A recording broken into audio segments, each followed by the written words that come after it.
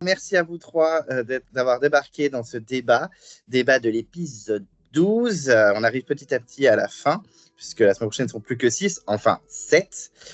Donc voilà, ça va bientôt arriver. Je pense qu'il n'y aura que 16 épisodes s'ils ne coupent pas, normalement. Enfin, ils vont couper la finale, mais normalement, si tout va bien, on aura 16 épisodes. Ce sera la surprise. Mais en tout cas, voilà, merci d'être venu pour ce débat. C'est votre deuxième fois, sans compter le débat où vous étiez plein quand il n'y avait pas d'épisode pour Romain. Mais en tout cas, c'est votre deuxième débat sur un épisode. Donc, merci à vous. Gaëtan, alors depuis qu'on s'est quitté, épisode 4, il me semble, voilà, qu'est-ce que tu as pensé de la saison depuis tout ce temps? Parce que ça fait quand même pas mal d'épisodes, ça fait presque 8 épisodes.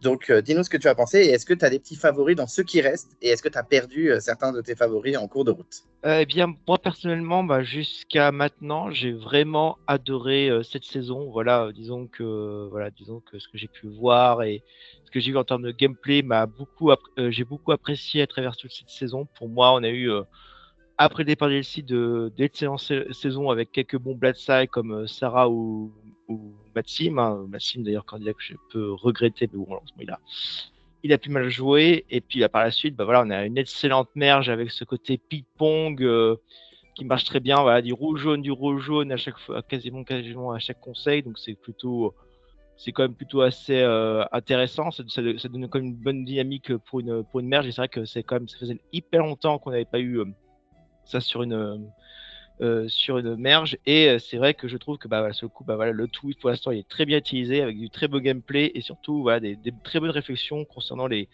colliers et comment les jouer. Donc pour moi, pour l'instant, c'est un sans faute pour cette saison. Parfait. Et niveau casting, est-ce que tu as un petit favori pour l'instant qui est encore en course ou est-ce que tu as perdu des gens?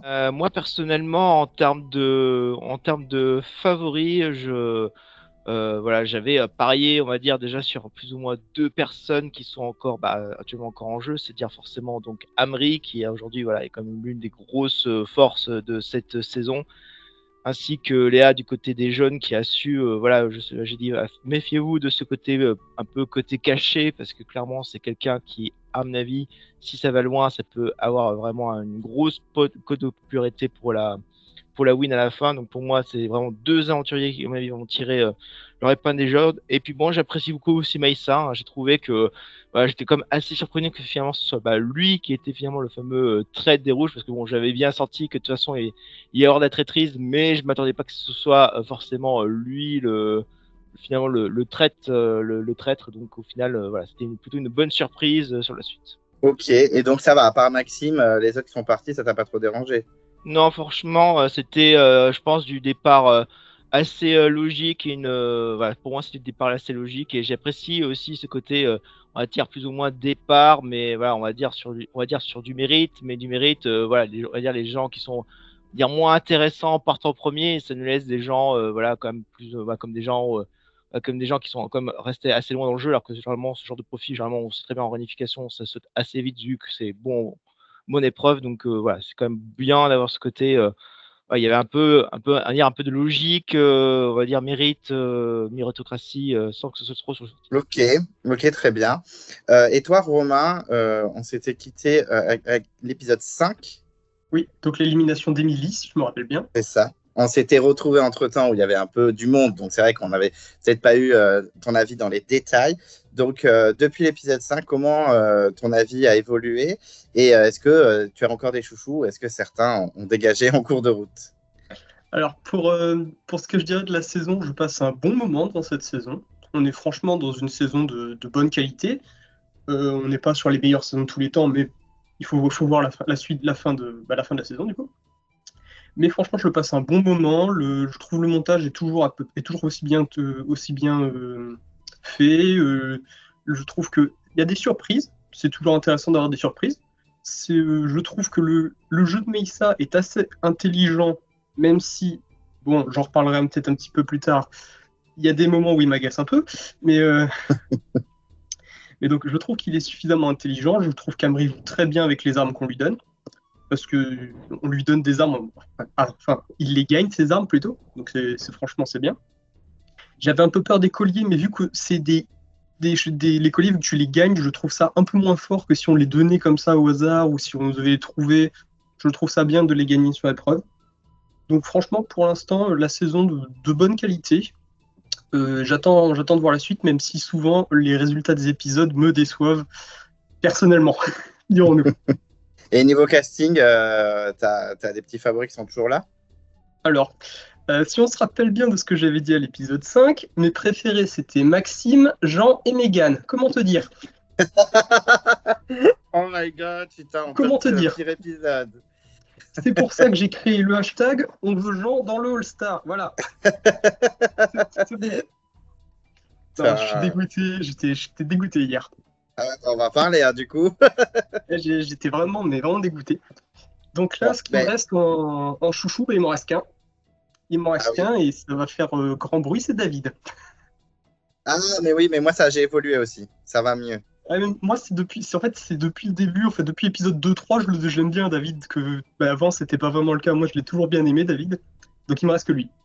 Et potentiellement Sébastien Aurélien, dépendamment de qui revient la semaine prochaine.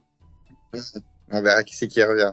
Bon, on va parler de ça aussi, hein, parce que moi, je suis un peu colère de comment ça se passe, tout ça. Ça se passe comme en Fidji, c'est un peu moyen.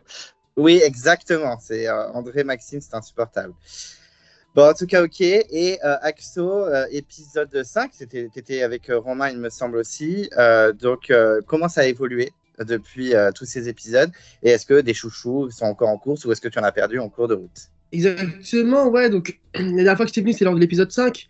Alors, mon avis sur la saison n'a fait que progresser dans le positif. Je trouve qu'on est arrivé à une sorte de moment très intéressant de cette saison de Koh-Lanta. Depuis la réunification, davantage d'investissement. Et j'ai toujours ce fameux sentiment avec la saison où, en fait, même si je trouve qu'il ne se passe pas fondamentalement énormément de choses par épisode, je m'ennuie jamais. Et c'est rare, hein. Enfin, même dans les très bonnes saisons, il y a déjà eu des épisodes où je m'ennuyais. Là, franchement, pas un seul moment d'ennui. Peut-être quelques petits moments dans les conforts ou quoi, mais sinon, non, toujours très agréable. Donc, je trouve vraiment que depuis la réunification, on a pris un nouveau rythme qui est particulièrement sympa. Comme l'a dit Gaëtan, ce petit jeu de ping-pong aussi est cool. Et pareil, il est assez exclusif à cette saison. On ne le retrouve pas tout le temps en post-merge. Pour ce qui est des candidats favoris, j'aime bien quand même avoir un ou une candidate préférée par saison. Et c'est très rare que ce candidat vient à l'emporter. Malheureusement, le candidat, mon number one, s'est fait éliminer lors de cet épisode, mon Uma, en l'occurrence au conseil. C'est vrai que j'avais un petit fait pour Megan pendant cette saison. Je la trouvais toujours très juste en interview, en face cam. Ça, c'est un point très positif. Et puis, des candidats avec lesquels j'ai pu être un petit peu distant, j'ai trouvé révélés, pareil, au niveau de David, au niveau de Meissa. Et puis aussi, ce que j'aime bien dans cette saison, et je pense qu'on y reviendra un petit peu, c'est le fait qu'on ait une grosse figure de proue, quoi. Ça fait longtemps qu'un candidat n'avait pas autant crevé l'écran comme Amri. Je dis pas qu'il domine entièrement la saison. On n'est pas sur du Raphaël 100% 2004 ou quoi, où il y a vraiment que lui. Mais je trouve quand même qu'Amri est assez dominant. Donc c'est aussi très sympa à suivre. Donc ouais, j'aime bien la tournure que ça prend petit à petit. Et je suis très content là, les mardis soirs de regarder ou les mercredis matins Koh-Lanta. Ouais, tu m'étonnes. Mais clairement, c'est votre épisode, hein, Romain et Axo. Mais c'est bien, au moins, il y a de quoi parler. Bon, mais malheureusement, des fois, ça tombe sur l'épisode où son favori dégage. Mais là, c'est plutôt marrant qu'il y en ait deux, du coup. Ouais. Donc, on va rentrer dans l'épisode. On va retrouver Gaëtan qui va nous donner ses points positifs, parce qu'il y en avait quand même si je vois qu'il y a beaucoup de gens qui ont aimé l'épisode, moi je suis un peu plus mitigé. Mais Gaëtan, qu'est-ce que tu as aimé dans cet épisode? Qu'est-ce qui t'a fait kiffer hier soir? Alors moi, je vais être honnête, je serai plus négatif que positif sur cet épisode, hein, parce que j'ai pas forcément apprécié cet épisode sur certains points. Je dirais que moi, les deux seules choses positives que je retiendrai, c'est tout le travail de Léa sur cet épisode. Vraiment, je pense que c'était vraiment l'épisode où là a été enfin, on va dire, mise en avant. C'est vrai que que clairement, voilà, c'était une candidat qui était, voilà, qui avait, comme a dit Denis, avait comme la main sur le jeu, surtout au début, parce qu'on savait très bien que voilà, la semaine dernière, elle avait enfin remarqué qu'elle était comme la 5e roue du carrosse chez les jaunes, et elle savait que clairement, si elle faisait rien, ben honnêtement, ça devenait assez compliqué pour elle, et que forcément, vu les plans qu'avait Amri Maïssa, elle avait fini par se sacrifier. Donc c'est vrai que elle avait donc avec cette position de double vote qu'elle avait sur cet épisode, forcément qu'elle pouvait retourner le jeu. Et d'ailleurs, c'est quand même assez surprenant que quand même qu'elle avait au final qu'elle avait comme pensé comme au fameux deal qu'elle avait fait avec David lors du dernier épisode, où bah voilà, ils avaient fait comme plus ou moins un pacte où voilà, David est promis que voilà, tout simplement que voilà, clairement, s'ils les allaient dans leur sens et que s'ils aidaient, de toute façon, bah, elle serait donc forcément la dernière jaune. Et automatiquement, bah, vu le nombre de jaunes rouges qui restent, bah, forcément, ça lui permettait forcément d'avoir une place sur le carré final. Donc, c'est pas forcément déconnant de penser aussi de cette manière-là. Donc, pour moi, voilà, c'est vrai que sur le coup, elle a pu briller. Donc, après, elle est restée du côté des jaunes. Sur le coup, Amri a plutôt bien joué avec le confort. Et le deuxième point positif pour moi, ça va être principalement le départ de Megan. J'ai trouvé que c'était un excellent blindside dans ce côté-là, dans le sens que voilà, clairement les jaunes ont réussi à tromper Maïssa, qui avait confiance aveugle aux jaunes, et là voilà, Megan a fait malheureusement voilà, ça a été un peu le karma pour elle, parce que malheureusement c'est vrai que voilà, durant toutes ces saisons elle a joué un double jeu. C'est vrai que même si elle était pas à 100% avec Maïssa, cependant le fait qu'il lui assure une protection, on voit bien qu'elle était elle était quand même un peu comme pour ses protections, donc on voyait bien qu'elle jouait comme un double jeu tout en restant quand même 100% avec les rouges. Donc aujourd'hui, bah forcément, quand on arrive à un moment, on arrive à très peu de gens et il faut faire preuve de concret. Bah Megan, vu qu'elle a pas forcément pu dire clairement avec aux autres jaunes, bah vu qu'on n'a pas voté, voilà, entre guillemets, elle a jamais dit je voterai un tel, forcément, bah la confiance n'était plus là, et donc malheureusement, bah voilà, aujourd'hui, elle a fait les frais. Et peut-être dernier point positif, bon, peut-être beaucoup de gens le regrettent, mais moi, le départ de Jean sur Médical, je trouve que c'est plutôt bien. C'est-à-dire que pour moi, aujourd'hui, voilà, clairement, Jean, c'est-à-dire, j'apprécie le candidat. Je trouve que c'était comme un énorme favori forcément pour la win, surtout du côté des rouges. Mais bon, pour moi, ce genre de type de gagnant, un peu trop lisse, qui à cette saison, voilà, n'a été remarqué que par ses épreuves, et vu son jeu, voilà, pour moi, voilà, même si je respecte le candidat, voilà, je suis assez content qu'il soit parti à ce moment-là du jeu, parce que voilà, pour moi, voilà, de toute façon, c'était soit il partait sur Médical, soit il partait sur le conseil. Donc voilà, pour moi, de toute façon, c'était un peu l'épisode de fin pour Jean. Donc c'est bien qu'on mette fin à Systé Pompé, parce que ça va donner aussi un peu plus de challenge sur les futures épreuves, parce que vu qu'il avait tout remporté quasiment, donc ça va donner un peu plus de main de main pour le reste du cast. Ok, bon. Bah, les deux choses que tu as aimées, c'est le départ de Jean et Megan. Je suis sûr que Romain est ravi. Mais je comprends. Je comprends tout. Je comprends ce que tu veux dire, parce que le blindside est très sympa. En plus, c'est même pas un blindside de Megan. Bon, elle s'y attendait pas. Mais ce qui est intéressant, c'est que Maïssa, lui, soit aussi un peu blindside. Et c'est vrai que moi, je partage ton avis. Même si Jean, il a une belle gueule, il est hyper sympa. C'est vrai que c'était un challenge beast. Hein, s'il était resté, ça se trouve, il en aurait gagné d'autres et il aurait été incroyable et tout. Mais voilà, moi, je trouve que oui, il manque un petit peu de saveur. Il est beaucoup trop lisse pour moi. Même s'il est très gentil. S'il avait gagné, j'aurais accepté l'idée. Mais voilà, ça me rend un peu embêté. Donc je me suis dit, bon, c'est un mal pour un bien. Au moins, on n'aura pas Jean qui va gagner. Du coup, c'est à Romain de parler de ses points positifs. Donc c'est très intéressant. Qu'est-ce que tu as aimé dans l'épisode, Romain? Est-ce que tu es un peu plus positif que Gaëtan? Non, alors, je vais pas dire que je suis très positif, parce que je peux pas l'aimer, cet épisode. Foncièrement, je peux pas l'apprécier. Enfin, je peux l'apprécier pour des choses extérieures aux éliminations, et même les épreuves, je les ai pas trouvées terribles. Mais bon, ce que je peux dire de positif, c'est qu'on a enfin vu Léa. C'est pas trop tôt, parce qu'avant, on la voyait pas beaucoup. Donc, on a enfin vu Léa, qui était, bon, que je ne considère pas comme quelqu'un de très intéressant, mais bon, c'est quelque chose de... C'est que mon avis, hein, c'est que mon avis. Déjà, les jaunes, je peux pas les blairer, on en reparlera en partie point négatif. on a vu Léa. Toute la partie avec Amri, avec son coffre, avec son machin, c'était très drôle. J'ai trouvé ça très drôle, personnellement. Le fait de trouver le collier comme ça, c'est une méthode qui est innovante, donc c'est plutôt bien, je trouve. Parce que c'est pas juste, il est planqué quelque part, là, faut prendre le coffre, faut l'emmener dans l'eau, faut attendre un certain temps, donc faut pas se faire griller. Il s'est foiré, mais il s'est foiré parce que tout le monde l'a vu, mais bon, c'est pas grave. Même si ça m'a un peu fait chier, le départ de Jean, je trouvais que le montage était bien fait. Il y avait quand même une notion, ça se voyait par exemple que Denis Brognard, il était dégoûté, quoi. Ça se voyait, je pense. Parce que Denis est un fan de sport, donc voir quelqu'un qui excelle en épreuve sortir comme ça a dû le déchirer. Aussi, il y a Pauline qui a enfin avoué que c'était une suiveuse. Youpi, c'est pas trop tôt. Je fais la dédicace à Zakou, avec qui on en a parlé dans le Discord hier soir. Je fais la dédicace à tous ceux qui étaient là, donc Zakou, Anthony, Lucas et tout ça, on en a discuté assez longtemps. Et ça, on était très content qu'elle avoue enfin qu'elle faisait rien en stratégie, quoi. Elle suit, c'est une Clémence 2.0, quoi. Ok, bon. J'espère qu'Axo aura un peu plus de choses à ajouter en point positif. Je pensais vraiment que tout le monde avait kiffé cet épisode, donc je suis un peu rassuré parce que j'ai l'impression d'être le seul. Donc, Axo, qu'est-ce que tu as aimé dans cet épisode? Est-ce que tu as un peu plus de points positifs que les deux garçons? Ma foi, peut-être un peu. Moi, j'ai apprécié globalement l'épisode. Voilà. Point positif principal pour moi. Et je rejoins entièrement mon ami Gaëtan.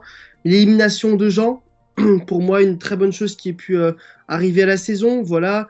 Notamment dans beaucoup de débats entre abonnés sur ta chaîne. Clem, beaucoup voyaient Jean en winner pick. Moi-même, j'avais dû le positionner dans dans cette zone-là. Lorsque tu m'as posé la question, et ce genre de gagnant aussi, à titre personnel, ça ne me touche pas énormément. Un peu trop lisse, souvent ni chaud ni froid dans ses propos, et voilà, l'épisode notamment avec Maxime m'avait aussi pas mal dégoûté, donc pareil, j'ai beaucoup aimé ses performances sur les épreuves, 3 immunités de suite, c'est quand même solide, avec notamment cette domination complète sur l'épisode des binômes, le doublé, le grand chelem fait sur cet épisode-là, première fois depuis 2017 que ça arrive, donc c'est très sympa. Mais après, pour autant, je suis content quand même qu'il l'ait quitté qu'on l'ait perdu sur Medivac. Après, j'espérais enfin une saison sans abandon médicaux pour après depuis Thaïlande et ce qui se passait en Koh Lanta 1, malheureusement, ce ne sera pas le cas cette année. Et aussi, par rapport à Jean, je trouve que la blessure est assez sale, mine de rien, parce que c'est quand même une entorse. Et en plus, on l'a vu bien saigner à un moment. Et on n'a pas vu la blessure, on ne sait pas trop comment ça s'est passé. Et surtout que c'était assez brutal aussi, l'annonce de Denis. Même si on sentait venir, c'était vraiment, voilà, à l'épreuve, non, c'est terminé. Donc, c'était aussi un peu triste de ce point de vue-là. Mais en termes d'élimination, là, je suis content. C'est juste pour rebondir sur la blessure de Jean que tu trouvais assez sérieuse. Alors, vu que je viens de par chez lui, on a beaucoup d'articles, de journaux, de trucs comme ça sur Jean. Et en fait, de ce qu'on a compris, il a dû rester pendant 3 semaines sans pouvoir poser le pied par terre, sans pouvoir marcher correctement. Hein. Ah, putain. Donc, c'était assez violent, ouais. Bon. Donc, écoute, c'était impossible de continuer l'aventure avec ça, c'était vraiment impossible, quoi. Ok, forcément.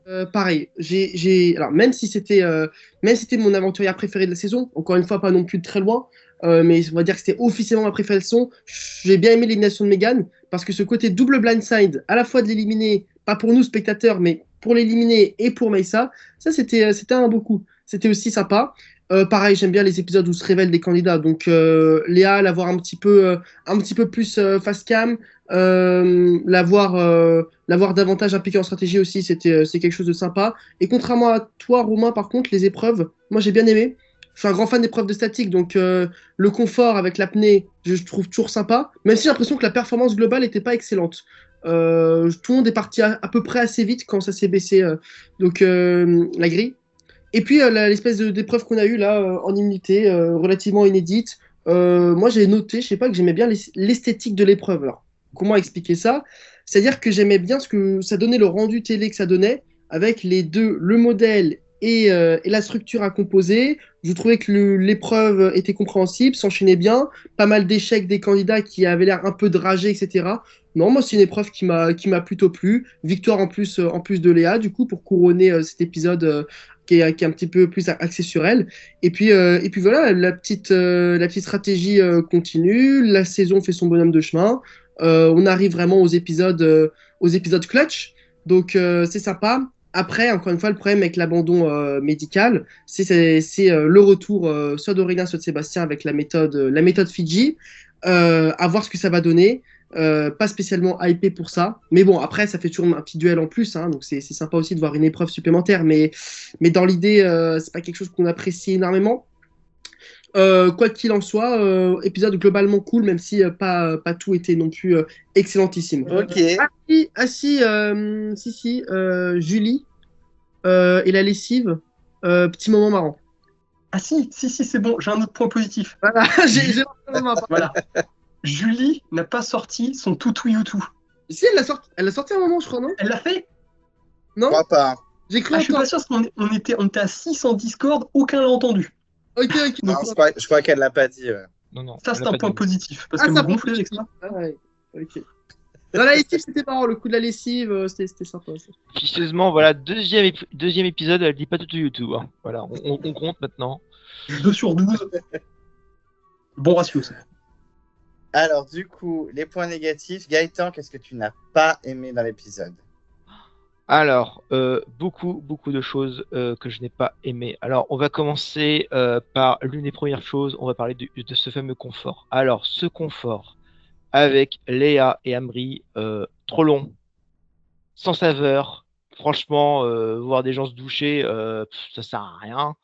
Le repas, franchement, je pense que j'avais mal au tympan. J'avais l'impression de voir un film de boule, clairement, à force de voir les gens crier oui, Amri, oui, machin, et à chaque fois qu'ils se prenaient un orgasme culinaire, franchement, voilà, clairement, on était en plein porno, clairement. Franchement, vraiment malaise TV de toutes parts, clairement, voilà. À côté, je pense que maintenant, voilà, les vieux qui regardaient le Roland Garros cet été, je pense qu'ils ont trouvé une petite scène tranquille pour s'extasier un peu plus. Hein. Bon, voilà, clairement, ça c'est voilà, trop long, ça a vraiment été comme ça. Je vais rajouter le coup de la lessive avec Julie. Alors, moi, j'apprécie beaucoup Julie en tant que candidat comme ça, mais là, bon, honnêtement, quand tu te dis qu'on va mettre des images de nouvelle technique de lessive avec des plantes comme ça, bon, on se dit bon peut-être maintenant on sait pourquoi maintenant Julie est en plein délire à t'en venir, je pense qu'elle se drogue, hein, je pense qu'elle a dû goûter un peu trop de sa lessive, hein, malheureusement. Je vais parler de tout ce qui est autour de Jean. Alors pour moi c'était bien de base lorsqu'ils ont fait la semaine dernière de faire l'annonce du mini-vac, mais par contre ce qu'ils ont fait après en mode alerte spoiler, attention, regardez bien, finalement c'est Jean qui va partir, on vous montre déjà comme ça, c'est un truc que tu mets déjà, c'est une mauvaise com déjà d'avoir fait ça sur téléphone, et puis vu comment c'est tourné l'épisode autour de lui, franchement j'ai trouvé ça odieux, je suis désolé, mais des plans de Jean, oh regardez, Jean est en train de mourir de faim, oh regardez, Jean est en train de chercher des noix de coco, cette tête lui est tombée dessus, j'ai l'impression qu'en fait j'ai trouvé alors essayez de trouver comment Jean va finir par Medivac, c'est quand même horrible, franchement. C'est quand même, voilà, je trouve ça vraiment assez hallucinant de faire ça. Hein. Clairement, je trouve qu'en termes de traitement, en termes d'image, c'est horrible. On cherche le mal des gens, ça c'est vraiment compliqué à voir. On va venir aussi sur ce côté. Mais pourquoi pas faire revenir des gens tout de suite, sachant qu'il y avait des gens comme ça, certes, il y avait un côté duel à faire, mais on peut se dire, mais on a bien senti que le départ de Jean, ça a vraiment fait chier la prod. Ça s'est vraiment senti parce que clairement, je pense que de base, clairement, je pense que ni Aurélien ni Jean, ni Aurélien Sébastien, je pense qu'ils voulaient faire la fameuse règle qu'ils voulaient faire de nouvelle génération, entre guillemets, vu qu'ils sont entrés maintenant, même sur les Midivac ou même sur les départs volontaires, maintenant, ils essaient de faire revenir qui veulent ou pas. Donc clairement, on a bien senti que pour le scénario qu'ils avaient actuellement, c'est-à-dire faire revenir un jaune, c'était pas le bon plan parce que clairement ça foutait en merde de côté ping-pong et ça aurait fait une élimination obvious d'un rouge alors que là il y avait Léa qui pouvait faire pencher la balance, donc clairement ça faisait pas perdre la position. On sentait bien que même avec ce fameux vote supplémentaire qu'avait Maïssa, je sentais bien qu'en fait de base l'épreuve c'était pas une épreuve avec un vote au plus, mais de base une épreuve inatoire, malheureusement gâchée due à ce midi-là. Comme mon avis, je pense que c'était une épreuve inatoire de base. Donc voilà, clairement une situation qui fait que Jean, sa blessure, fait que ça a un peu fait chier les plans d'alcool. Donc là, on va repartir comme Fiji. Allez, on va faire un petit puzzle la semaine prochaine pour voir qui c'est qui va revenir. Bon, déjà, on sent le prochain épisode boring. Puis parler des épisodes. Alors bon, j'aime bien la grille sous l'eau, mais comme l'a dit Romain, j'ai trouvé que les départs se sont faits, on va dire, assez rapidement. Donc voilà, honnêtement, il n'y a pas eu vraiment de choses assez intéressantes. Et puis concernant la nouvelle épreuve, j'ai trouvé que pour une épreuve éliminatoire, je pense que oui, ça aurait été intéressant, mais pour le faire maintenant, la faire durer pour un vote supplémentaire, voilà, franchement, c'est une perte de temps pour faire gagner du temps. Donc pour moi, voilà, c'est clair que ça a vraiment un peu plombé cet épisode. C'est vrai que moi, je trouve que c'est un épisode qui a été beaucoup rempli par pas mal de séquences. Les spoilers, bon, je vais vous laisser Romain Alexandre en parler, mais moi, clairement, je savais déjà tout. Je savais que Jean allait abandonner. Je savais qui allait gagner l'épreuve des grilles. Je savais qui c'est qui allait gagner l'épreuve d'immunité. On savait tout, en fait. Donc, oui, c'est clairement, oui, on savait déjà tout à l'avance. Donc c'est vrai que c'était complètement nul. Et puis en termes aussi de séquences nulles, le fameux coup de Megan et les filles qui vont chercher des moules et des huîtres, bon, c'est bien manger ça 5 minutes, mais franchement, ça a duré, la séquence a duré 10 minutes. 10 minutes de remplissage, franchement, ça sert à rien. C'est pouvoir des gens bouffer des huîtres, voilà, bonjour la survie. Et après, les gens ils disent, ah ben, il est où le kit de pêche? Le kit de pêche, depuis la réunification, on l'a vu une fois, et maintenant les gens ils veulent même plus pêcher. Donc une nouvelle fois, le kit de pêche, voilà, on voit clairement que ça sert à strictement rien. Donc voilà. Pourquoi l'avoir fait tant sauvegarder dans cette saison pour finalement qu'il ne soit pas utilisé? Bon, alors, clairement, ça sert à rien. Surtout que, ouais, déjà, moi, j'avais oublié cette scène en plus avec les huîtres qui ne servent pas à grand-chose. Mais même pour l'élimination, étant donné que, bon, là, je peux le dire parce que c'est pas un spoiler, mais étant donné qu'enfin, l'épreuve où Meissa, on le voit dans le générique, arrive la semaine prochaine, parce que c'est l'équilibre sur l'eau. Dans ma tête, étant donné que Meissa est sur l'équilibre sur l'eau, bah, c'est Megan qui sort, c'est sûr. Enfin, il y a zéro suspense. Donc vraiment, de bout en bout, mais le suspense est mort. Si tu regardes le pré-générique, le générique, et que tu oses aller sur Instagram voir des pseudo-bandances de Koh-Lanta, mais c'est mort, c'est terminé. Donc voilà, je suis assez d'accord avec toi pour les spoilers et pour le remplissage. Romain, est-ce que tu as des choses à ajouter sur les points négatifs de cet épisode? Ça dépend, t'as du temps ou pas? Bah oui, écoute, c'est le 8 mai. Alors, donc premièrement, ouais, je te rejoins, le spoil sur le générique, c'est bon quoi. On en a bouffé là, mais genre j'étais avec ma petite sœur, là, on a regardé l'épisode ensemble, et genre je voyais les proches, je fais ouais, je sais qui gagne. Elle fait ah bon c'est qui? Tu verras. Tu verras, je dis. Et genre quand il restait genre 4-5 personnes, je fais c'est Amri qui gagne. Elle fait comment t'as su? Générique. Bah, Épreuve d'unité, je fais c'est Léa qui gagne. Comment tu sais? Générique. C'est encore, toujours, tout le temps la même chose. Ça fait des années que ça change pas. C'est insupportable.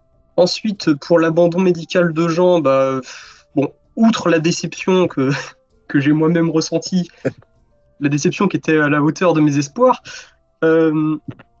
j'ai le fait qu'ils en aient parlé dans la bande-annonce télé, qu'ils en aient parlé dans la preview de l'épisode de ce soir, de la semaine dernière, j'ai été bombardé d'articles pendant tout le comment dire la semaine en mode ouais est-ce que Sébastien va revenir sur l'abandon médical de Jean? Super, l'épisode il n'est pas passé encore. Et du coup ça a fait planer une espèce d'ambiance un peu morbide sur l'épisode en mode mais comment va-t-il mourir? Comment va-t-il sortir? Et surtout quand? Donc ça a été compliqué, c'était un peu lourd à la longue, c'est un peu long. D'autres, les épreuves, moi la grille sous l'eau, c'est pas une épreuve que j'aime bien, parce que bah, c'est des gens qui bougent pas, quoi. Bah, c'est pas des épreuves que j'aime énormément. Et ensuite, l'épreuve à l'aveugle, le concept est bon, mais je la trouve un peu simple en fait. Parce que bah, c'est juste un aller-retour. Oui. Tu pouvais pas juste mettre une espèce de poutre à passer au-dessus. Ok, t'es à l'aveugle, mais passer au-dessus d'une poutre, tout le monde te le fait les yeux fermés. Hein. Normalement. Tu peux rajouter un petit obstacle pour rendre ça un peu plus fatigant, un peu plus compliqué, mais non, bon. Bah, une ligne droite, ok. Mais j'ai le souvenir que dans la guerre des chefs, tu avais un truc un peu similaire, oui. Mais c'était dans l'eau. Il y avait une partie où ils étaient immergés, pas complètement sous l'eau, hein, mais j'imagine l'aveugle sous l'eau. Mais ils étaient un peu immergés, non? Ils n'avaient pas au moins la taille où. Il me semble que ça, c'était dans la revanche, si je dis pas de bêtises. C'était l'épreuve éliminatoire où a fini Moussa, je crois. Non, Moussa, c'était. Ah, mais c'était pas. Il fallait pas construire un truc, Moussa? Si, il fallait construire. Ah, peut-être. En fait, dans la revanche, il fallait construire un truc. Tu allais chercher une pièce, tu la ramenais, tu reconstruisais. Et tu le reconstruisais, c'était une statue de Bouddha. Ah, oui, je vois. Moussa, parce que dans la guerre des chefs, il y a un moment, c'est une épreuve que Maxime gagne et c'est Maud qui a un vote contre elle en plus. Oui, c'était. Et c'est un peu similaire. C'est très similaire. Je crois que c'était avec des espèces de petits trucs en bois avec des 2, 3, 4 fentes ou des choses comme ça, à bien placement de l'ordre. Je crois que c'est un truc comme ça aussi. Donc oui, mais je crois qu'il y avait une poutre ou un truc comme ça, je crois. Hein. Ah ouais? Je sais Il me semble plus. qu'il y avait une poutre, mais je suis pas sûr. Mais donc il me semble qu'il y avait des obstacles quand même. Donc voilà pour les épreuves, c'est pas quelque chose que c'est pas des épreuves qui étaient exceptionnelles quoi. La semaine prochaine, ça devrait être un peu plus intéressant, quoique on a encore du statique, on a le koala. Oui.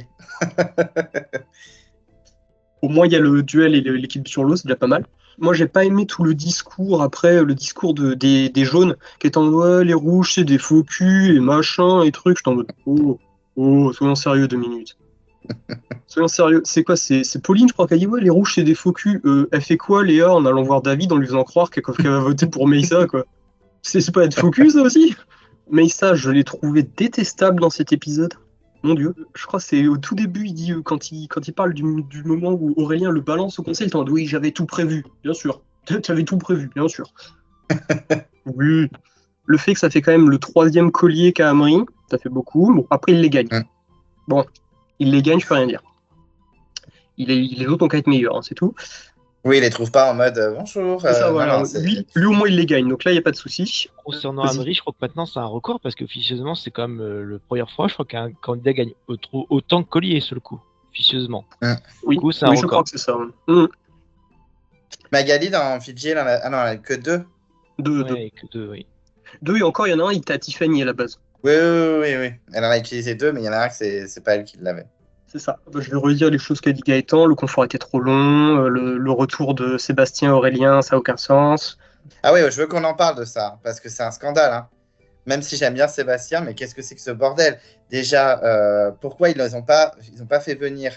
Moi, j'imaginais vraiment moi aussi, je m'attendais à ce que Jean dégage au moment de l'épreuve, avant qu'il commence l'épreuve. Et je me suis dit, bon, ben Jean s'en va, et on retrouve tout de suite machin qui le remplace. Et on voit Sébastien Aurélien qui débarque, et en flashback, on voit l'épreuve.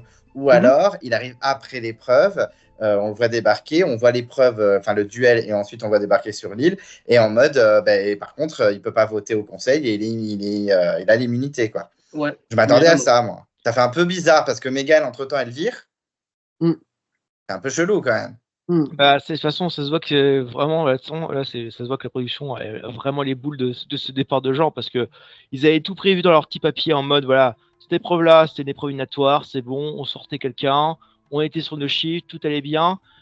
Jean se casse sa gueule, on peut pas faire venir quelqu'un avant parce que ça nous plaît pas sur cet épisode. Là, ils font, bon, maintenant qu'il y a moins de jaune, maintenant qu'il y a moins de rouge, ils vont se dire, bon, et vu qu'il y a les deux qui veulent se prendre une petite revanche, c'était peut-être le moment de faire une petite épreuve pour potentiellement remixer le jeu et tenter potentiellement un blindside d'un des jeux de base avec potentiellement une nouvelle alliance de gens qui sont remontés dû à cette stratégie de Mégane. Donc je pense que c'est surtout ça qui ont décidé que maintenant ils sortent du chapeau ce fameux duel, parce que maintenant il y a une vraie raison de les faire revenir du jeu, parce que avant il n'y avait pas de raison. Donc là maintenant c'est bon, faut meubler, et vu qu'on est parti sur malheureusement sur du 4 contre 3, faut trouver un truc pour refaire un coup de ping-pong, et le seul moyen, c'est faire revenir l'un des deux, quoi.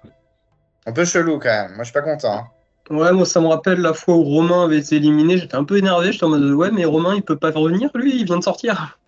Oui, non, c'est très bizarre. Hein. Ok, Romain, est-ce que tu as d'autres points négatifs à ajouter? Pas spécialement, à part que j'ai pas compris pourquoi Léa était énervée contre Mégane à la fin de l'épisode. J'ai pas compris. Surtout que moi j'adore Léa, moi clairement c'est ma fave avec Amri, mais sur le coup j'étais vraiment en mode.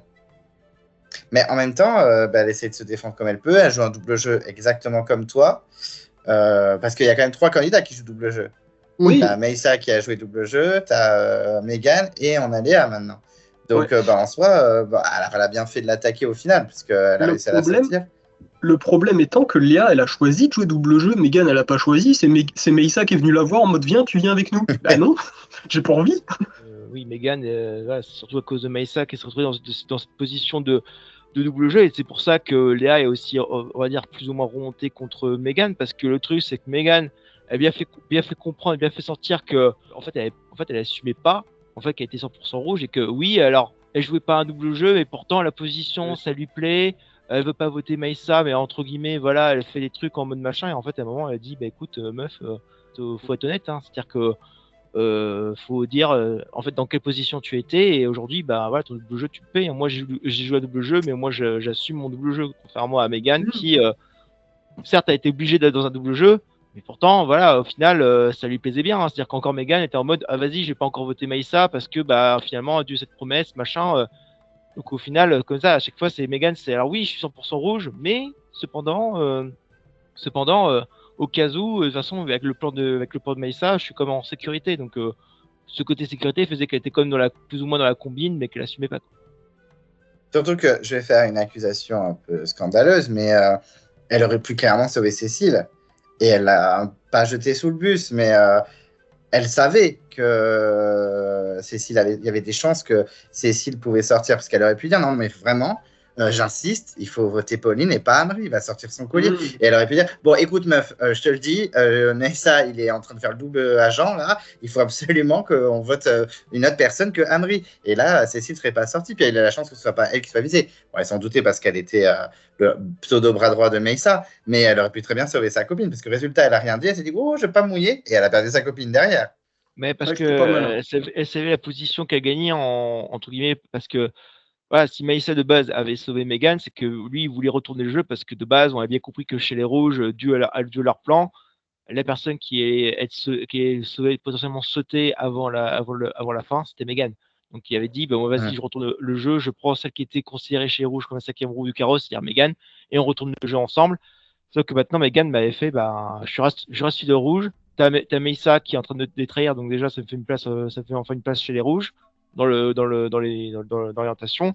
Et maintenant en plus si je jette en plus ma copine Cécile à travers le bus, bah je gagne encore plus de place. Donc je pense que si elle a aussi bien calculé, parce qu'on sait très bien que si Megan c'est stratège, depuis les premiers épisodes elle avait fait déjà ses analyses entre guillemets, à qui pouvait faire confiance et qui pouvait avancer.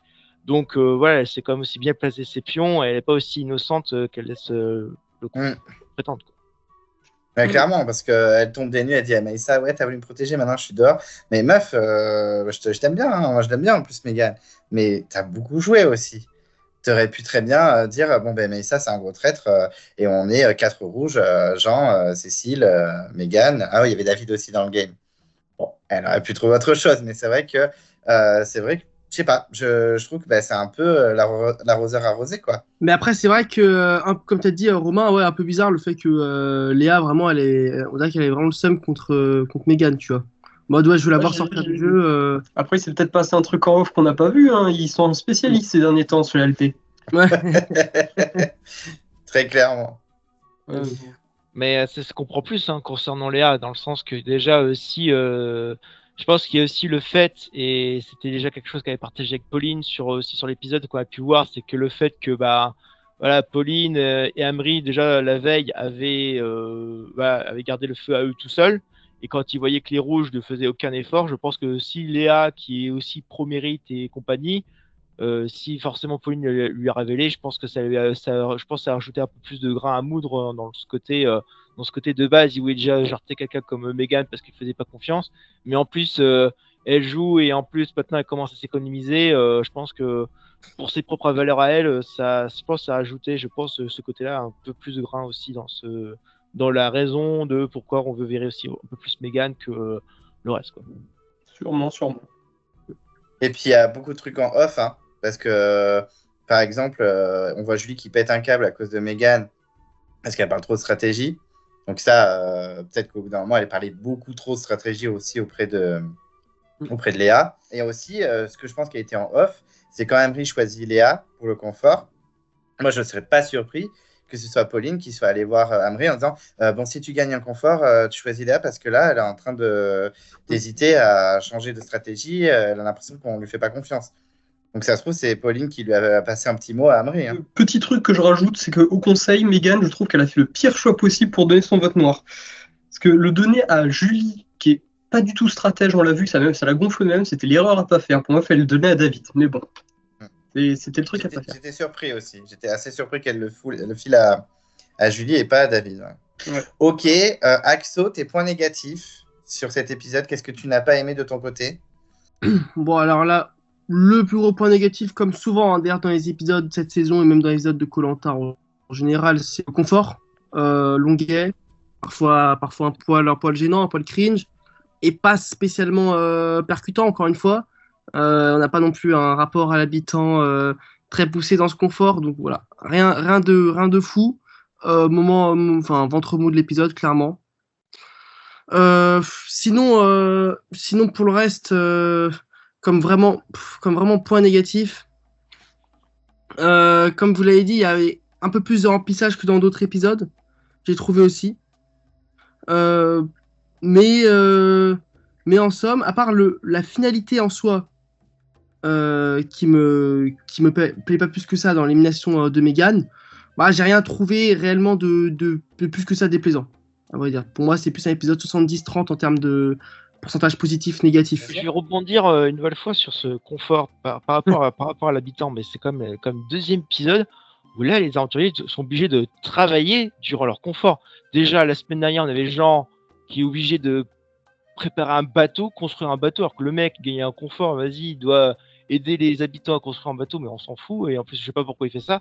Et là, les mecs, alors qu'ils profitent de leur confort, ils leur expliquent, bon alors écoutez, on va vous expliquer comment on va vous faire un plat, mais en fait, ils s'en foutent, ils viennent là pour bouffer, en fait. Donc, bon, certes, c'est gentil, mais voilà, quoi, ça sert strictement à rien, quoi. C'est-à-dire que les mecs, ils sont là en train de bouffer tranquille, là, il fait, ah, bonjour, je viens vous expliquer comment on fait un roulé de printemps, mais non, ça sert à rien, c'est gentil de faire venir des locaux, mais à un moment, faut arrêter, quoi. Faut savoir bien utiliser les locaux et pas sortir ce côté. Allez, on va vous faire travailler pour faire des trucs ludiques alors que ça sert strictement à rien, quoi. Ça fait comme 3 conforts où quand même la récompense c'est pour récompense, vous devez gaspiller plus d'énergie alors que vous devez vous reposer. Bah oui, forcément. Franchement, entre la pêche du méga confort, la construction de bateau et là encore, bah voilà, les aventuriers font que ça, il faut que travailler. C'est-à-dire qu'en fait, les locaux, c'est certes, en fait, on a l'impression que les peuples thaïlandais, c'est alors oui, on essaie de faire un confort, mais par contre, ils doivent travailler. Hein. Ça ne sera pas gratuit. Hein. Non, après, pour faire l'avocat du diable, je pense que Jean, il était très content de le faire. Déjà, je serais pas choqué que ce soit lui qui ait proposé déjà. Et bon, c'est plus la lessive, moi, que j'étais en mode ah d'accord, ils font la lessive, très bien. Bon, après, je pense qu'ils sont tellement dans l'euphorie que ça les dérange pas plus que ça. Et pour l'espèce de rouleau, c'est une fois, je suis allé dans un restaurant au Vietnam. Et en fait, au Vietnam, tu dois faire ton truc. Enfin, c'est comme un Subway, mais version rouleau de printemps, tu vois. Et genre, quand on s'était attablé, ils nous avaient expliqué, alors, faut faire comme ça, nanana. Et après, on le faisait nous-mêmes. On faisait leur travail. Mais c'était un peu un Subway. Donc, je pense que c'est pour ça qu'il y a eu ça. Ça se trouve, je crois qu'ils sont aux Philippines cette année, encore, hein, et toujours. Et je crois que peut-être chez eux, il y a ce concept aussi. Je sais pas, hein, je dis juste ça, mais quand j'ai vu ça, je me dis, ça me rappelle le resto au Vietnam, où je m'étais fait la réflexion aussi. Je suis en mode, ben c'est à nous de faire la bouffe, je comprends pas. Et juste une petite dernière chose, moi je suis quand même perplexe encore une fois sur le twist parce que le côté, un indice égale un collier dans 100% des cas à l'heure actuelle. J'aurais bien voulu que voilà, ça se plante un peu ou que ça ne réussisse pas à aboutir, que la personne gagne l'indice mais pas forcément le collier, etc. Là, du coup, on va dire que les colliers sont relativement donnés. Et je sais pas, moi, ça ne m'a. Enfin, il y a aucune fois où ça a marqué, aucune fois où la recherche m'a plu, m'a diverti. En plus, t'as la recherche, t'as la lecture de l'indice aussi, où un tel veut s'isoler pour lire son indice, il lit son indice, il lit le pouvoir du collier. Ensuite, on a. Bon, ouais, moi, ça me passionne vraiment, vraiment pas pour le coup.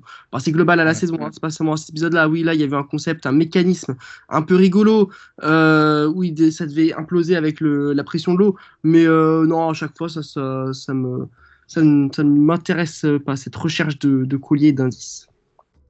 Déjà, c'est vrai que c'est étrange parce que Amri, à chaque fois qu'il doit faire quelque chose, il y arrive en 3 secondes. Jean et Megan n'y arrivent pas. La semaine dernière, ils ne sont pas arrivés. Et alors que, bon, franchement, ils n'ont pas mis du leur, hein, très, très clairement. Mais bon, ok. Parce qu'ils n'en avaient pas besoin, je pense, surtout. Oui, je pense qu'ils s'en foutaient un peu. Et puis là, moi, ce que j'aurais aimé, c'est que, en fait, je m'attendais vraiment à ce que quand ils trouvent le coffre, ils doivent l'amener sur le camp et qu'ils doivent le foutre, à la limite, au bord du camp, tu vois, parce que je m'attendais pas à ce qu'il y ait un point d'eau très proche. Quand je l'ai vu mettre dans un point d'eau, alors très proche, quand on voit un plan large, on voit que le camp n'est pas si loin que ça. Mais en vrai, je ne m'attendais pas. Après, ils sont sur une île, donc forcément, il y a de l'eau partout. Mais je m'attendais vraiment à ce qu'ils le fassent pendant que les gens dorment, ou je sais pas, enfin, un truc comme ça. Ouais, je suis d'accord avec toi. J'étais un peu déçu que ce soit aussi facile, Mais bon, parce que je pense qu'il a stressé de ouf, hein, mais je m'attendais pas à ce qu'il y ait un point d'aussi proche. J'étais un peu déçu. Je suis pas forcément d'accord avec le côté facilité de ces recherches d'indices parce que quand on peut le voir, la plupart, enfin en tout cas surtout la plupart quand même des choses qu'on a pu voir en termes de recherche, c'est que comme là, le coffre, il fallait quand même le chercher et surtout le trimballer jusqu'au point d'eau. Et c'est vrai que voilà, c'est à part faire ça de nuit, comme dit, la plupart des actions d'ailleurs qu'ils font généralement c'est de nuit, mais si tu fais du bruit, tu peux attirer l'attention. Donc c'est vrai que ces recherches de colliers se font pas forcément aussi de manière assez simple qu'on peut le voir. D'ailleurs, on peut voir qu'encore une nouvelle fois qu'Amri s'est fait cramer à 3000 la ronde. Le mec, à chaque fois, il cherche un collier. Chaque fois, il croit être le Tom Cruise de Wish, hein, clairement, parce que clairement, bah voilà, le mec, à chaque fois, il a trouvé 3 colliers, et tout le monde le savait qu'il y a un collier. Donc, après, oui, bah, maintenant, vu qu'on sait que les pouvoirs, c'est soit pour toi, soit pour les autres, donc forcément, tu as ce côté quand même doute, mais voilà quoi, c'est vrai que voilà, c'est vrai que moi je pense que le retard de recherche de coller, pour moi, ça me pose absolument pas de problème. De toute façon, ça aide entre guillemets à faire passer un peu l'épisode. Certes, ça fait du remplissage, mais c'est un remplissage quand même bien et sympa parce qu'à chaque fois on voit des mécanismes, on voit des trucs assez intéressants et on se dit bah c'est super, c'est génial, c'est quand même bien. Et on a pu voir que c'était pas 100% accurate et que il y avait quand même de ce côté bah ton coffre, comme tu vas le chercher dans un rayon de 15 pas, donc c'est vrai que bah, si tu sais que un tel indice, à un moment, tu finis par le suivre. En fait, tu vas pas le laisser non plus tout le temps. En fait, tu dois le traquer. En fait, c'est-à-dire que là, en fait, ils sont trop gentils en disant ah mais il y a son indice, il va chercher sur son collier, on fait rien. Bah, s'il était un peu plus joueur, bah, ils auraient suivi Avery, ils auraient trouvé aussi le collier. Hein. Donc à un moment aussi, il faut se dire, il faut aussi se mettre un peu, se bouger un peu le cul, comme on dit l'expression, et se dire, bon, bah, quand tu vois d'activités suspectes, bah, il vaut mieux y aller voir ce qui se passe, quoi. En fait, au mieux de laisser en mode, oh, bah, il y a eu son indice, il peut chercher son collier, maintenant on sait qu'il y a son collier, ben non, bah, potentiellement tu peux aller chercher son collier à lui, en fait. Tu sais pas ce qu'il y a, et au moins, si tu sais que après ce qu'il y a comme collier, ben, après tu peux le confronter en disant, bah, maintenant je sais ton collier, maintenant tu me dis ce que c'est comme indice, quoi. Donc avec la confrontation, fait que bah après tu sais le pouvoir du collier et après tu peux encore plus approfondir ta stratégie en disant bah tu sais que c'est un collier que par exemple Amri, s'il est confronté, il savait que c'était un truc qui pouvait le protéger lui, bah, il sait que dit bon bah, très bien, on sait très bien qu'il va se sauver sur ce conseil-là, donc voilà, il n'a pas voté du tout Amri quoi. Il aurait tous voté Maïssa. Et d'ailleurs, en parlant de ça, tu disais ouais, tout le monde sait qu'il a un collier à chaque fois et tout, mais ça n'empêche pas à chaque fois de voter contre Amri. Hein. Ouais, est-ce qu'en fait, ils essaient d'anticiper s'il va le donner à quelqu'un ou si. Bon, Oui, c'est pas très malin. Oui, et puis là pour ce coup-là, c'est que ils sont partis sur le principe que ils savaient que Amri allait se protéger, donc ils avaient fait avec l'expérience de Léa ce côté splittage 3-3 en se disant bah que voilà, clairement cette fois-ci contrairement à la dernière fois, ils ont dit on va faire les cons et on va essayer de faire les machins. Enfin, je sais, j'ai plus ou moins splitté, mais à chaque fois c'était nul. Là ils se sont dit enfin on va être intelligent, on va quand même splitter 3-3 et là on est sûr de moins virer quelqu'un quand un ennemi. Malheureusement, bah, ils ne s'en allaient pas forcément parce que bah, Léa finissent par les trahir. Comme quoi, bah, comme disait chaque fois, bah, les rouges en stratégie, ils sont 0. Oui. À quel moment tu penses que Léa va dire ok, maintenant je vote avec vous enfin, à quel moment ils ont trouvé ça crédible en fait Bah, ils étaient désespérés et c'est vrai que vu que Léa, en plus encore les derniers jours, même encore derrière confort, on voyait bien qu'elle était comme en train d'hésiter.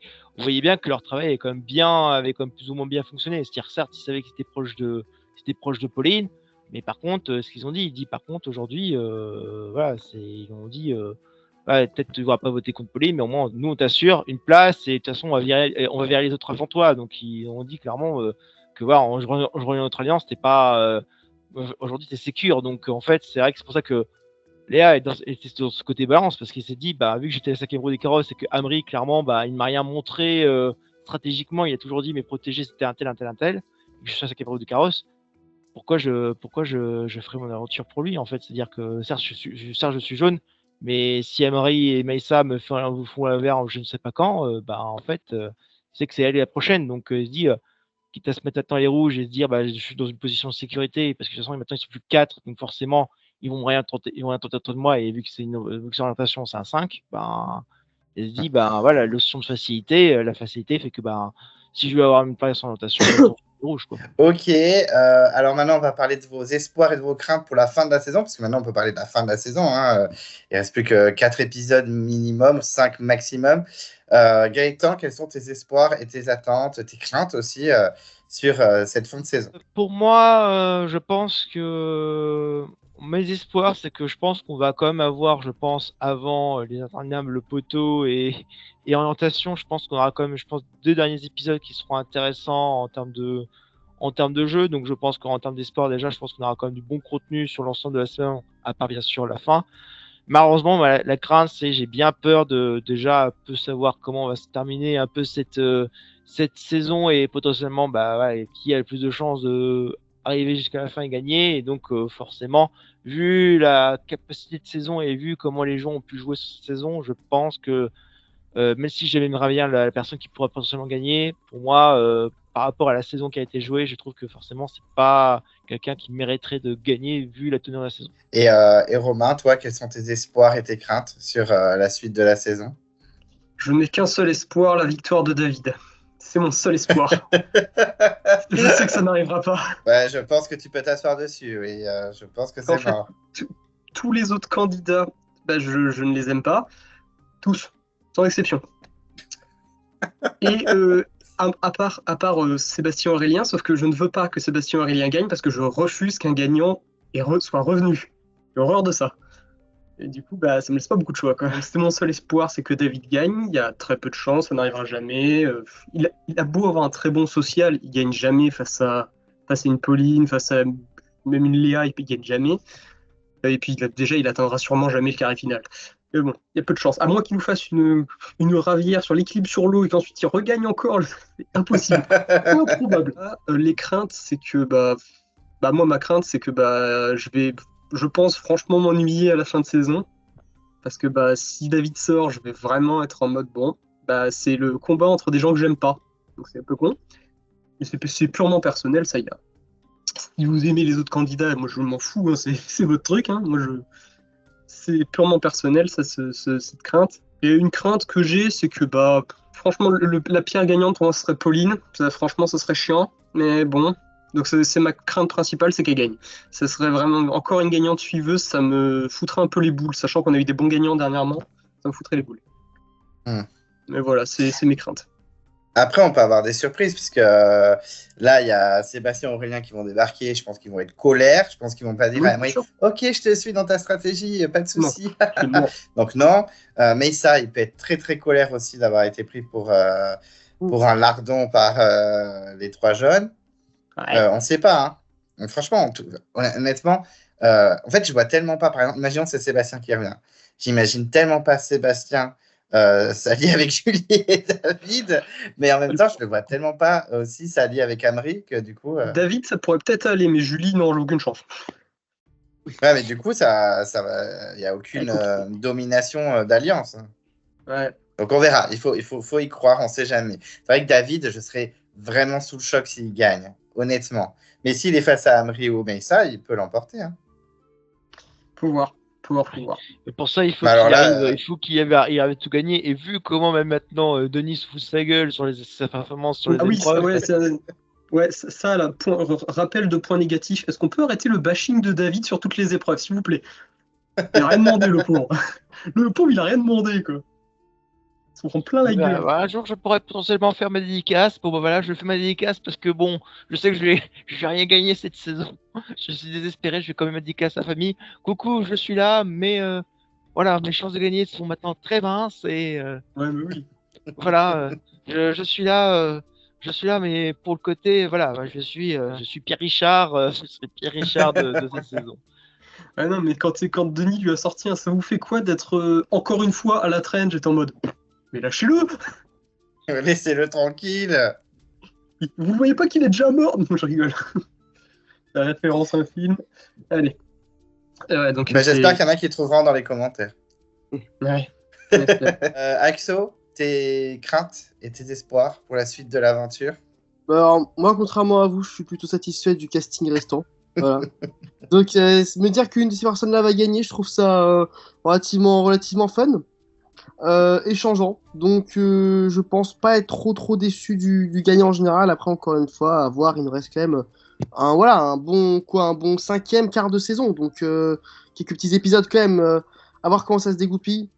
Moi, j'ai beaucoup d'attentes dans l'épisode prochain.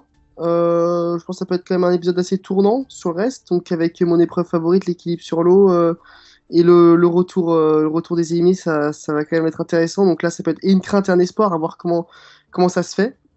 Et, euh, et après, globalement, j'aimerais bien, pour une fois, il y ait deux finalistes vraiment qui ont vraiment joué à fond dans la saison, tu vois. Alors, j'imagine mal un Maïssa et un Emery se retrouver en finale, mais quelque chose comme ça me déplairait pas et il y a espoir. Comme tu l'as dit, Romain, je pense aussi quand même que Pauline serait la personne que j'aimerais le moins voir gagner. En effet, et ça me paraît pas non plus absolument improbable. Donc peut-être que c'est là-dessus où je mets mon petit problème, mais sinon le reste, je reste positif moi pour ce restant de saison. Mais même si cet épisode ne m'a pas enchanté, on va pas se mentir, j'ai trouvé qu'il y avait beaucoup de remplissage et tout ça. Moi, je trouve pas la saison catastrophique et je ne suis pas trop déçu des derniers qui restent. Parce que, étant donné que mes deux préférés de ce qui reste, c'est quand même Amri et Léa, mais même en général, si je devais faire un top des 22 candidats, Amri et Léa seraient très bien placés. Donc, je ne me plains pas de ce qui reste comme candidat. Et en plus, il n'y en a aucun que, en vrai, en plus, cette saison, je ne sais pas vous, mais il n'y en a aucun que je n'aime pas. En fait, je trouve que même ceux même David, où il y a des fois, j'avais vraiment du mal, et c'est vrai que je l'ai un peu taillé dans mes reviews, il avait toujours eu ce côté attachant, et ça, j'ai toujours dit. Hein. Faut pas oublier que c'était un de mes coups de cœur portrait, hein, David. Donc voilà, mais moi, je trouve quand même que le top 6, futur top 7 qui va arriver la semaine prochaine, n'est pas si horrible. D'ailleurs, je préférerais que ce soit Sébastien qu'Aurélien qui revienne. Hein. Je trouve que ce serait même plus intéressant parce que le pauvre Aurélien a toujours été un petit fantôme de la saison. Donc voilà, mais moi, je suis un peu de ton avis, Axo. Et c'est vrai que si Pauline gagnait, voilà, ce serait bien pour elle, mais en soi, il y aurait bémol. Ouais, c'est ça. Ce serait pas elle irait quand même dans les pires gagnantes, hein, je pense. On va pas se voiler la face là-dessus. Moi, malheureusement, je ne vois de toute façon, même si officieusement elle reste une favorite par rapport à ce qui reste comme les gagnants, mais je vois absolument pas Pauline arriver de toute façon jusqu'à la fin. Pour moi, il y a quand même certaines épreuves, surtout l'orientation. Et l'orientation, on va être honnête, on sait très bien que quand elle allait chercher Collier, qu'elle avait vachement du mal, qu'elle avait mentalement, c'était très compliqué pour elle. Donc c'est vrai que pour moi, Pauline n'est pas forcément une grosse favorite sur ce type d'épreuve par rapport à certains autres candidats. Donc pour moi, Pauline, c'est voilà. À part, on va dire certaines circonstances, je pense que Pauline, je pense qu'elle peut être assez out sur la fin, je pense, de la suite. Malgré le fait que je pense que parmi tous ceux qui restent, oui, c'est la favorite jury, par contre, hein, c'est clair. Ok. On va passer à la note de l'épisode et au winner pick. Gaëtan, alors combien tu mets à cet épisode et qui tu vois gagner? Tu peux dire 2 personnes maximum, hein, parce que là, ils sont plus beaucoup. Donc, ça commence à être un petit peu facile. Donc, voilà, dire ton fav winner pick et en deuxième si tu te trompes à la fin. Alors, moi, concernant ma note, je pense que on est sur 5 ou sur 10 on est sur 10 hein, à chaque fois, hein, il me semble. Oui, sur 10, j'ai oublié. Honnêtement, pour l'épisode, je vais rester sur un 4,5 sur 10 parce que pour moi, c'est vraiment beaucoup de choses qui m'ont vraiment déplu. Je pense que c'est pour moi, parmi tous les épisodes que j'ai eu, pour moi, c'est le pire épisode et c'est rare, moi, d'entendre dire que j'ai pas aimé l'épisode. Généralement, je les apprécie beaucoup et là, c'est vrai que pour moi, c'est vraiment le pire épisode que j'ai pu voir actuellement sur cette saison. Dû au remplissage qu'on a eu. Et concernant mes 2 winner picks, je dirais en première position, je vois Léa gagner. Pour moi, je pense que c'est celle qui a le plus de chance parce que vu ce qui nous attend comme épreuve, de toute façon, quelle soit sa position chez les rouges ou chez les jaunes, elle va arriver de toute façon, je pense, jusqu'à la fin. Et vu qu'elle est plutôt bonne aventurière et plutôt bonne en équilibre, je pense qu'elle peut vraiment tirer son épingle du jeu là-dessus. Et je dirais peut-être en deuxième Deuxième choix, je mettrais comme un Emery en Winner Pink, mais vu comment il a joué, malheureusement, il n'est pas non plus vraiment partie des favoris pour gagner. Ok, on va voir si tes camarades sont d'accord avec toi. Romain, note de l'épisode et Winner Pick jusqu'à 2 noms maximum. Alors, pour la note, je pense que je mettrais 5. 5, ça me semble juste, parce que c'est ni extrêmement mauvais, ni extrêmement bon. Par rapport à l'épisode de la semaine dernière que j'ai trouvé très très bon. En même temps, Megan et Jean, ils ont tout raflé, tu m'étonnes qu'ils j'ai trouvé bon. Donc, à part les 2 derniers épisodes étaient au-dessus pour moi. Depuis la réunification, je pense que c'est un des moins bons. Je pense, sans trop de soucis. Et donc oui, c'est pour ça que je mets 5. En winner pick, je vais rejoindre Gaëtan. On va mettre Léa. Parce que Léa, comme il l'a dit, sur les épreuves, l'équilibre sur l'eau, elle peut vraiment se détacher. Si elle arrive à la finale, si elle va sur les poteaux, c'est mort, elle gagne, c'est sûr. Elle a le physique pour, elle a l'air d'être bonne en équilibre, donc il n'y a pas de souci, je pense qu'elle peut gagner. Elle n'est pas très grande, elle n'a pas l'air de chausser du très très grand. Je sais pas, j'ai pas regardé, j'ai pas vu ses pieds. Hein. Bon. Généralement, la taille et la taille des pieds, c'est proportionnel. Hein. Bon. Donc voilà, donc là, je pense que si elle va sur les poteaux, elle les remporte, et puis après, elle est adorée de tous les jaunes, et je pense que plusieurs rouges l'ont bien aimée également. Donc là, déjà, ça lui ferait gagner des points. Et en deuxième, ça me fait mal de dire ça, mais ce sera Pauline hein, pour moi. Le deuxième, mais bon. Ouais, ça vend pas du rêve, je trouve, personnellement, en winner pick. Hein. Ok. Du coup, Axo, note et winner pick de ton côté. Note un solide 6,5. 6,5, ça avoisine pas non plus le 7. Mais comme je t'ai dit, quelque chose de relativement positif dans l'épisode. Donc 6,5, bon moment, passé devant. Et puis je commence de plus en plus à apprécier à regarder quand même sur TF1+. Hein. Je me suis vraiment habitué à la plateforme. Et aussi pour rebondir un petit truc que vous avez dit tout à l'heure, je voulais te dire, les spoils, etc., c'est pas trop dans les points négatifs parce que je l'ai regardé qu'une fois le générique et le pré-générique, premier épisode, après je me le passe tout le temps, depuis plusieurs saisons et je coupe à la fin du conseil. Donc voilà, comme ça je n'ai pas de spoil éventuel. Et même sur les réseaux sociaux, je m'approche plutôt de loin de Quentin. Ouais. Moi, je dis juste, je considère que le spoil est dans les négatifs parce qu'il n'y a pas tout le monde qui réagit comme toi. La personne qui ne va pas sauter le générique, ça va l'emmerder. C'est pour ça que je le mets dans le négatif. Non, forcément, parce que c'est votre façon de voir l'épisode aussi, donc ça influe, c'est extrêmement normal. Et du coup, comme winner pick, pareil avec ce principe de cote, quand même, je trouve que ça reste encore relativement ouvert. Si on avait encore une fois des bookmakers, etc., personne ne serait en dessous de 3. Une cote à 3.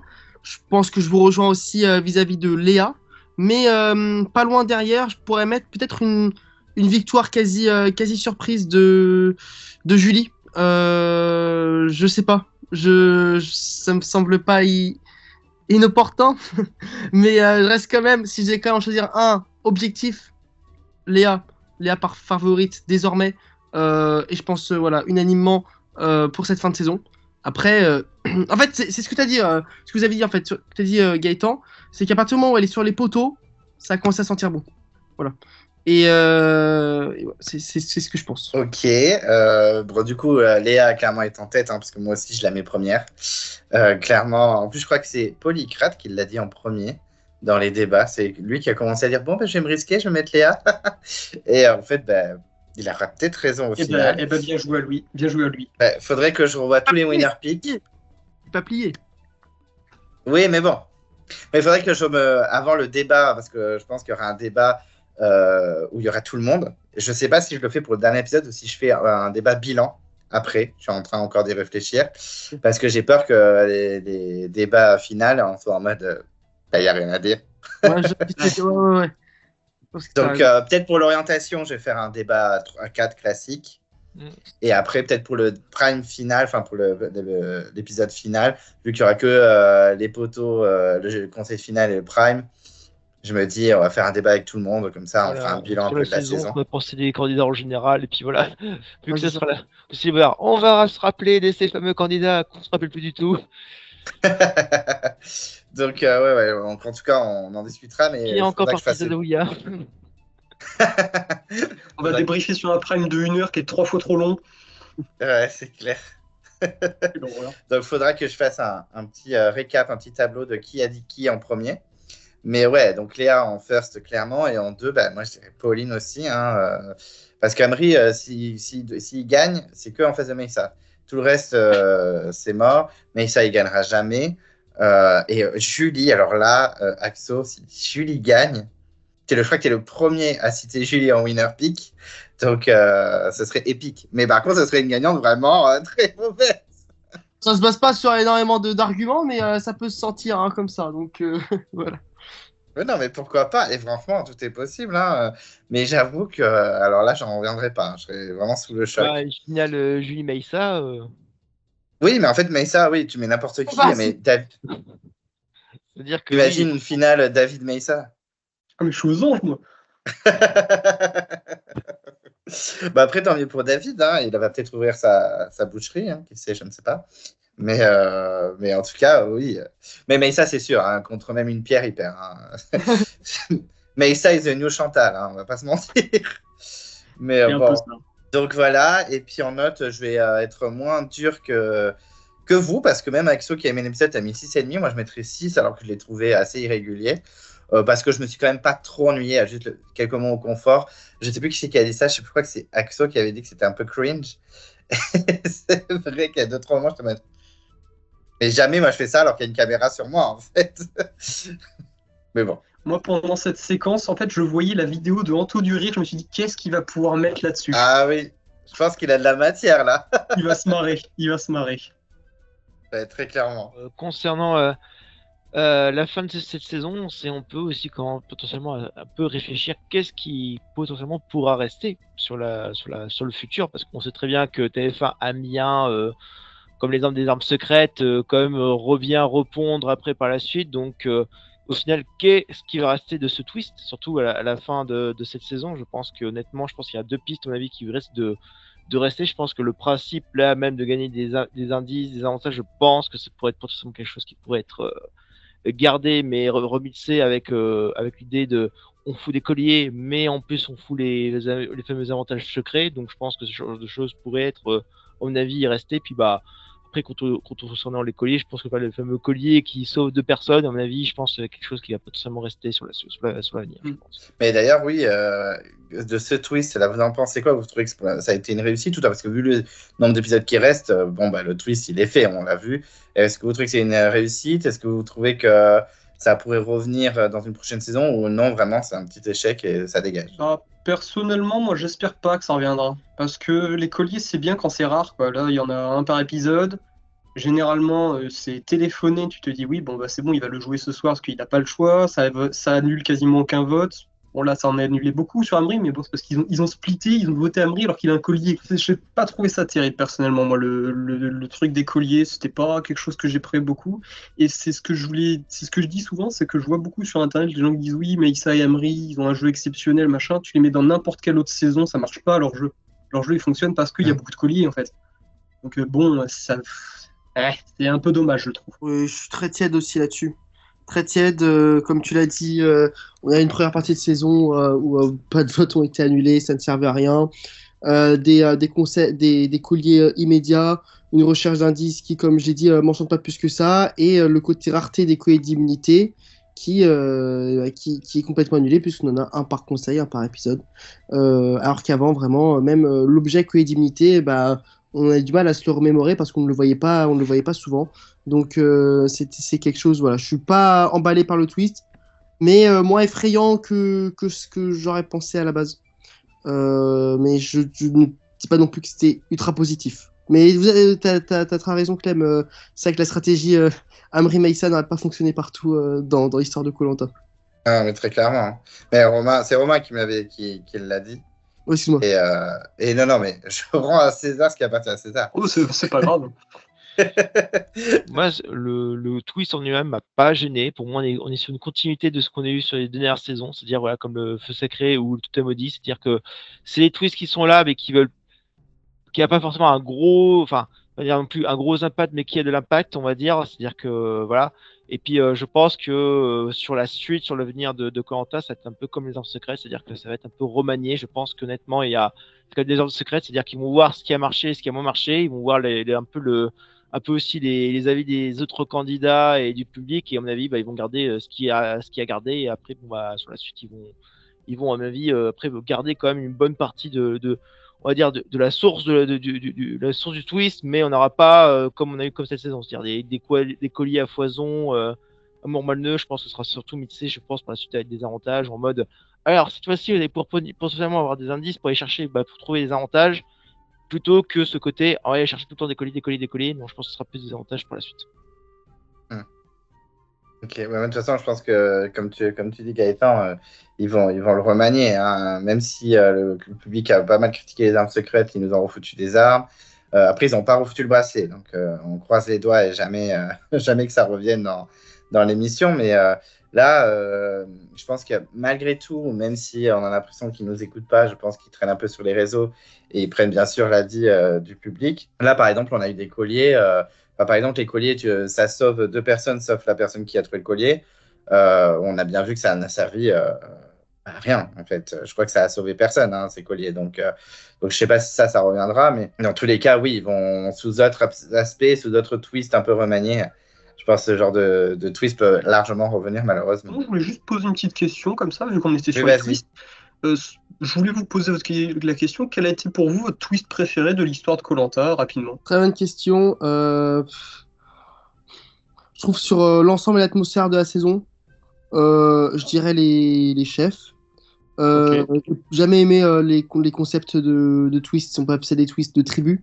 Ancien, junior, femme, homme, etc. Voilà, je dirais quand même les chefs globalement, mais ça joue aussi sur mon appréciation de la saison en général, en termes de saison. Je vais rejoindre Ratso. Pour moi, je pense que c'est vraiment on va dire, le concept de passage à 3 équipes. Je pense que quand on a des saisons à 3 équipes, on a pu voir que c'était quand même beaucoup plus intéressant, qu'il y a, je pense, un meilleur jeu que du reste, que ça évite plus ou moins des pagogines, parce qu'on a pu voir que quand on fait plusieurs équipes, voilà, il y a ce côté, est-ce que tu es dans ton ancienne tribu, encore, est-ce que tu es dans ta tribu? Donc il y a le côté affinité qui parle beaucoup plus sur des merges. Et même au contraire, si tu peux me poser des questions, quel est le pire twist ever, je pense honnêtement l'anneau, le fameux c'est pas de surprise anneau, là-dessus. Hein. Je pense qu'il y a la palme d'or du pire twist ever de quoi. Moi, alors c'est très différent de vous parce que moi c'est Redemption Island, donc c'est l'île de la rédemption parce que moi je suis un grand fada d'épreuves, j'adore ça, donc moi Redemption Island c'est excellent en 2018. Ce qui a été fait pour la légende était un peu moins bon, mais je suis d'accord avec toi, ce qui a été fait en 2018 était vraiment parfait. Le retour de Jérémy, moi j'étais alléluia. Ah ouais, c'est très clair. Après, pour le prochain All-Star, pour l'instant, il n'y a toujours pas d'All-Star prévu, hein, vous le savez sûrement mieux que moi. Les 2 prochaines saisons, bon, il y a certes Frédéric et Hugo qui reviennent, mais c'est pas un vrai All-Star, moi, je trouve. Je suis surpris qu'ils reprennent Hugo, moi, tu vois, J'étais sous le choc aussi, et en plus, je trouve que même à la place d'Hugo, la boucle était bouclée, quoi. Enfin, c'est bon. Enfin, t'as fait une meilleure saison en ne gagnant pas. Ouais, je vois pas ce que tu peux faire de plus. Et puis, après, Hugo, il a toujours dit qu'il était ouvert potentiellement pour une dernière. Et vu qu'ils veulent capitaliser, TF1 veut capitaliser sur Hugo, le dernier héros, le nouveau héros, machin, depuis le machin. Donc forcément, qu'ils veulent capitaliser dessus. Et voilà. Et puis pour Hugo, il se dit, ouais, comme ça, en plus, je fais une dernière. En plus, ça va être juste contre Frédéric. J'aurai pas non plus, tu vois, 150 000 non plus anciens. Donc ça peut lui convenir aussi en termes de machin. Il n'y aura pas de free game. Donc je pense que pour Hugo, il fait, bon, ouais, c'est le moment pour revenir, quoi. Ouais, mais par contre, c'est la fausse bonne idée, Hugo, parce que Hugo, il était méga populaire. Celui qui va vouloir le virer, il est mort. Et du coup, ils vont pas l'éliminer, hein. Ah non, mais c'est pas drôle sinon, c'est bon. C'est ce qui s'est passé dans la légende, hein. Je sais bien. Oui, Hugo, il est sorti quand même dans la légende, hein, mais bon. Non, mais pour. Oui, avec Claude, avec Laurent, oui, bien sûr. Voilà, exactement. Mais c'est ça que mais en fait, là, j'ai peur parce que pour moi, en fait, là, s'ils nous font juste 2 gagnants plus genre, ça va être quoi, 18 nouveaux, en fait, c'est pas intéressant. Les gagnants, ils ont déjà l'expérience, ils ont tout, quoi. Au pire, t'aurais fait une équipe de gagnants contre une équipe de nouveaux, pourquoi pas? Mais là, 2, ça sert à rien. Et c'est surtout que moi, ce que j'ai peur au niveau du montage, c'est qu'ils disent Hugo, le héros, il est incroyable, quel gentil monsieur et tout. Et Frédéric, mais quel stratège! Oh là là, lui, c'est un vrai stratège, hein, c'est un vilain. Hein. ils arriveront pas à le faire détester. Frédéric, il est beaucoup trop sympa pour ça.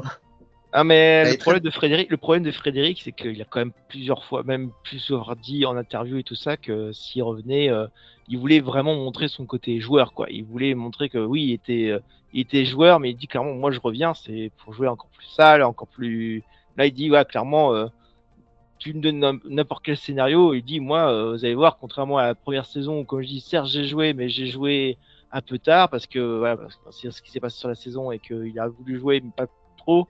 Là, dans une position, comme il dit, moi je veux être un leader stratégique et être un leader, bah là on te donne un truc où clairement tu es que l'ancien et que tu as ce côté leadership, donc je pense qu'ils vont vraiment miser sur ce côté aussi.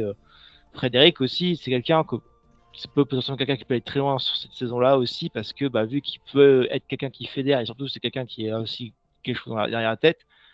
Ouais, c'est quelqu'un on voit qui est assez honnête sur ses alliances et tout ça, donc c'est-à-dire que ça reste un stratège, mais ça reste un gentil stratège. Voilà, Ouais. donc. Mais moi, je maintiens que Frédéric également, pour moi, c'est une fausse bonne idée aussi. Hein. Parce que il est très stratège, mais moi, ça va me rappeler fortement, parce que j'ai vu qu'une seule saison de Survivor, et je crois que le gagnant de la saison que j'ai vue, je ne dirais pas qui c'est, il est revenu après et il a jamais été très très loin. Si je vais juste dire le titre de la saison, c'est Cook Island, je crois, si je ne dis pas de conneries. Donc, Non, si je si pense vous que non, voyez. Redemption. Non, c'était. Attends, je vais vérifier, je reviens. Je vais vérifier, je dis pas qui c'est le gagnant. Mais... Parce que Cook Island, en plus, c'est le gagnant, c'est un de mes préférés. Oui, je pense que oui, c'est le genre de profil. Oui, ils ont déjà testé ce twist-là avec ce côté, on fait revenir que deux anciens gagnants, et à chaque fois, sur les 2 saisons qu'il y a eu, on va dire, avec ce côté comme ça, à chaque fois, il y a toujours eu le candidat qu'on aimait bien et l'autre, en fait, on s'en fout, quoi. Mais donc, il y en a un, oui. Je viens d'aller vérifier, donc c'est bien Cook Island, la saison que j'ai vue, et je crois que le gagnant, il a jamais été très loin dans ses retours. Écoute, le gagnant de Cook Island, ça va, il est revenu qu'une fois. Et bon, il est allé middle, quoi. Ouais, middle. Alors que tu vois, le gagnant de la saison 19, il est revenu dans le même concept avec 2 anciens contre que des nouveaux. Et dès qu'il est arrivé, il était méga stratège, sa mère. Hein. En fait, c'est même pas un gagnant en plus, c'est un finaliste, je dis n'importe quoi. Et quand il est revenu dans le All-Star suivant, ils l'ont dégagé direct. Tu vois. Et en fait, il a fait 2 saisons et il était stratège dans les 2 saisons de malade. Parce qu'en fait, le premier All-Star, c'était juste après sa saison et les autres ne le connaissaient pas. Parce qu'ils n'ont pas eu le temps de voir sa saison. Donc, quand ils l'ont vu arriver, ils ont dit ok, c'est un mec de la dernière saison MDR, mais sauf qu'en fait, il était hyper stratège dans tous les sens et il a réussi à tenir hyper longtemps dans les 2 saisons. Et après, il est revenu dans une même concept. Il a refait 2 saisons All-Star, une sur la version US et une version australienne, et malheureusement, ce candidat n'est pas allé très loin parce que, dû à sa réputation. Vous connaissez maintenant le personnage, quoi. Donc, moi, je le vois arriver, ça dégage direct. Hein. Frédéric, c'est un peu ça, hein, parce que tout le monde sait qu'il est joueur. Hein. C'est un peu comme Patrick dernièrement. Bon, Patrick, il a eu du bol dans la revanche des héros, mais Patrick, regarde, la légende, ça a fait la même chose. Hein. Ils l'ont dégagé cash, même Claude, ils s'en ont débarrassé. Et puis, même quand j'ai vu qu'il était dans le casting, j'étais en mode, alors lui, il va dégager en 3 secondes, c'est sûr. Triste.